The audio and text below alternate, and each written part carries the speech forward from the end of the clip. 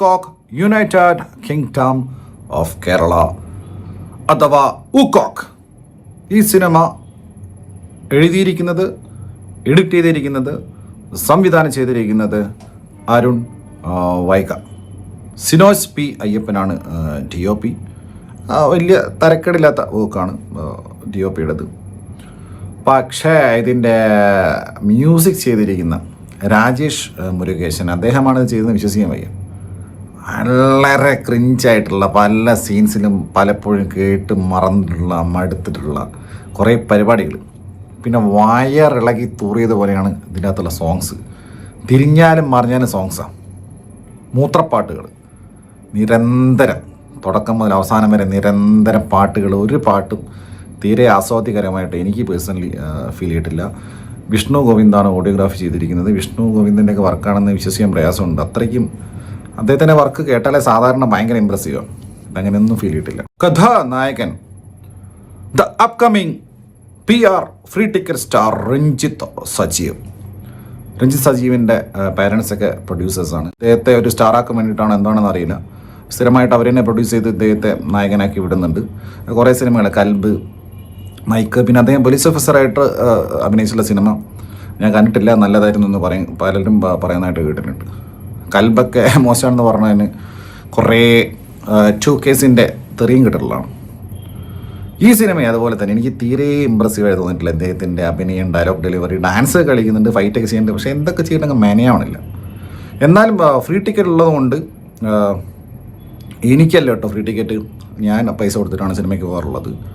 10 ആളുകൾ, ഞാൻ എല്ലാ തിയേറ്ററിലും നോക്കുമ്പോഴും എല്ലാ സ്ഥലത്തും ഫ്രീ ടിക്കറ്റ്സ്. അപ്പം അതുകൊണ്ട് ഫുൾ ടിക്കറ്റ്സ് ഞാൻ എടുത്തിട്ട് സിനിമ കണ്ടതായിട്ട് വന്നില്ല. ഇല്ലെങ്കിൽ സിനിമ ആണെങ്കിൽ 10 ടിക്കറ്റ് എടുക്കണ്ടേ, 10 ആളുണ്ടെങ്കിൽ സിനിമ കാണിക്കുള്ളൂ. അപ്പം അങ്ങനെ ഒരു ഉപകാരം ഉണ്ടായിട്ടുണ്ട് ഈ ഫ്രീ ടിക്കറ്റ്സ് പരിപാടി കൊണ്ട്. അങ്ങനെ രഞ്ജിത്ത് സജീവിൻ്റെ മോസ് എൻട്രിയൊക്കെ ബിയറൊക്കെ കുട്ടിച്ച് ബൈക്കിലൊക്കെ വന്ന് അങ്ങനെ ഫീലിംഗ് നത്തി ഇങ്ങനെ കാണിച്ചിട്ടും ഈ രാജേഷ് മുരുകേശൻ സ്കോർ ചെയ്തിട്ടൊന്നും ഒരു ഇമ്പാക്റ്റ്ഫുള്ളായിട്ട് എനിക്ക് ഫീൽ ചെയ്തിട്ടില്ല.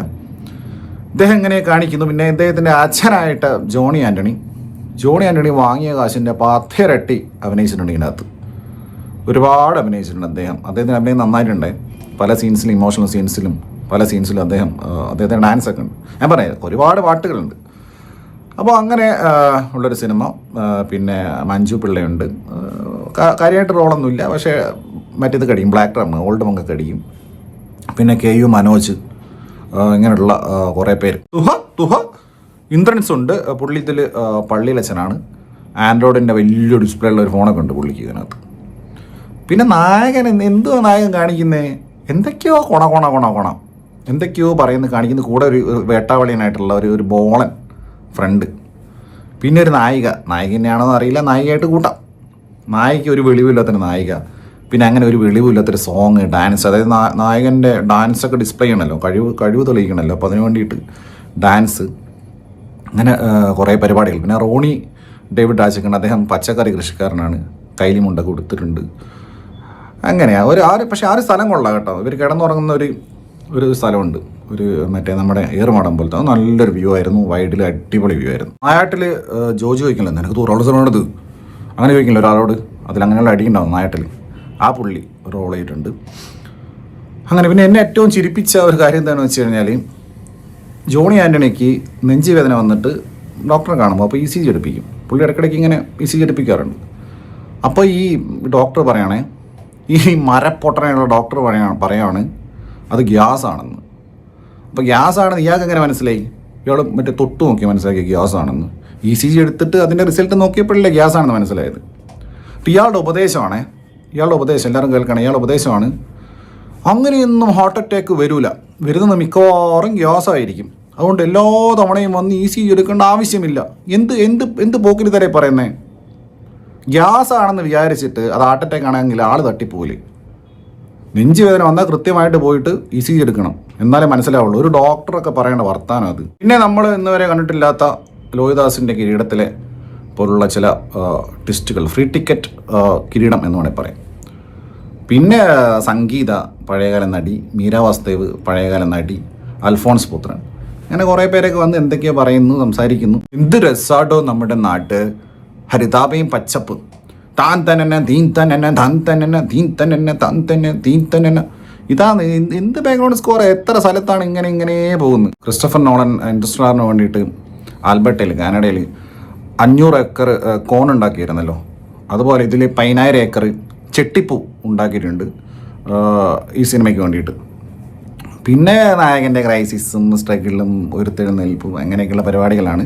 നായകൻ പിന്നെ മുഖ്യമന്ത്രിയെ കാണണം, ഇങ്ങി പറഞ്ഞ കാര്യം. പിന്നെ മുഖ്യമന്ത്രി പിണറായി വിജയനല്ല, പാനൂർ മാധവൻ. പിണറായിൻ്റെ അടുത്തുള്ള സ്ഥലം തന്നെയാണ് പാനൂർ, രണ്ടും തലശ്ശേരിയാണ്.